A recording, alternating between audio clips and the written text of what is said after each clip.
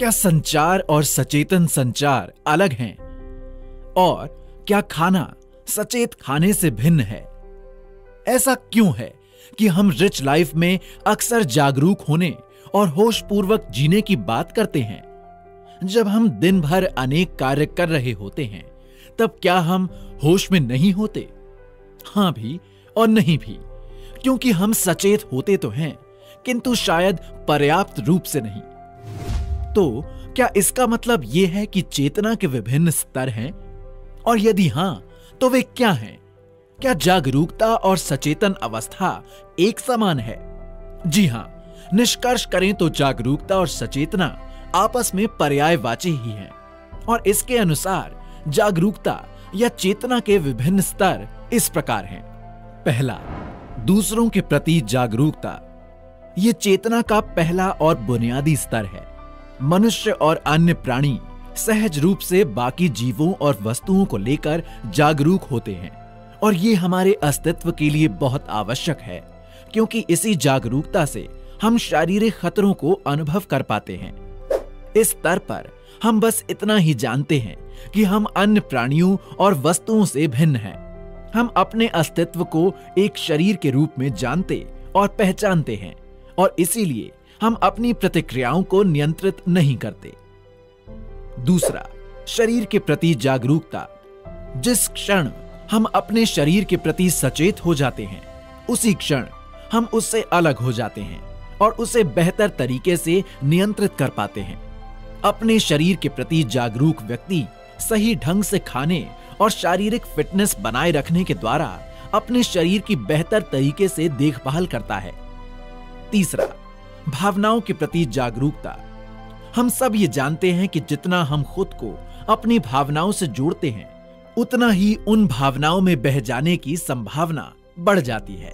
जैसे ही हम अपनी भावनाओं के प्रति जागरूक हो जाते हैं, वैसे ही हम उनसे अलग हो जाते हैं और क्रोध, भय, ईर्ष्या इत्यादि से प्रभावित होने की संभावना हम में कम हो जाती है। चौथा, मन के प्रति जागरूकता। हमारे बीच बहुत कम लोग चेतना के उस स्तर तक पहुंच पाते हैं जहां हमारे मन के द्वारा बनाए गए माया जाल से खुद को अलग करने में सक्षम हो सकें। जिस क्षण हम उस स्तर पर पहुंच जाते हैं, हमारे शरीर, भावनाओं या विचारों द्वारा निर्मित कोई लहर हमें प्रभावित नहीं कर पाती, और हम अपने व्यवहार में भी अधिक निष्पक्ष हो पाते हैं। अपने मन के बाहर अपनी पहचान हमारे व्यवसायी और व्यक्तिगत जीवन दोनों में रचनात्मकता और संभावनाओं के नए द्वार खोल सकती है। पांचवा, स्वयं के प्रति जागरूकता, यानी अपनी चेतना के प्रति जागरूकता।